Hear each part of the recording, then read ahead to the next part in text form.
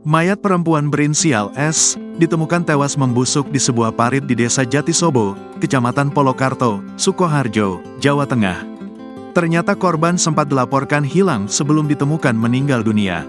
Korban warga Dusun Delangin Lor, Desa Lemahbang, Kecamatan Jumapolo, Karanganyar itu dilaporkan hilang sejak malam takbiran.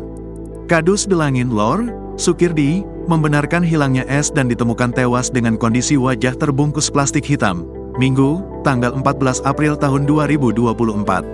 Selasa, tanggal 9 April tahun 2024, kerja tidak pulang, pas malam takbiran itu. Setelah kerja pamitan mau beli jajan sekira 11 malam, kata dia, Senin, tanggal 15 April tahun 2024. Selama menghilang, menurutnya S dicari-cari oleh pihak keluarga.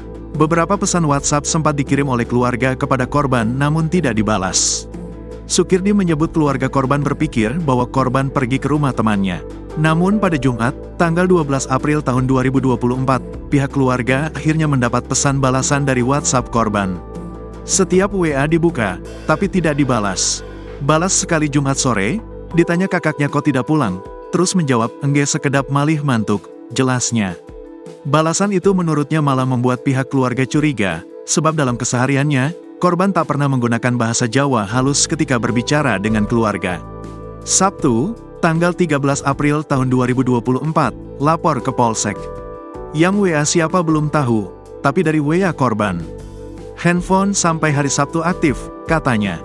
Sukirdi mengatakan selang sehari keluarga membuat laporan ke Polsek, S kemudian ditemukan sudah meninggal dunia.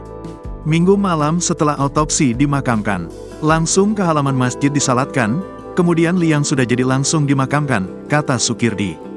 Diberitakan sebelumnya, warga Sukoharjo dibuat geger dengan temuan mayat perempuan yang telah membusuk. Saat ditemukan, korban memakai jaket rajutan abu-abu, baju hem batik, celana kain panjang hitam dan berkerudung hitam. Posisi wajah korban tertutup plastik hitam, kata Camat Polkarto Heri Mulyadi, dilansir dari tribunsolo.com. Hingga berita ini diturunkan, penyebab meninggalnya S masih misteri, sementara polisi masih melakukan investigasi. Download Tribun X sekarang, menghadirkan lokal menjadi Indonesia.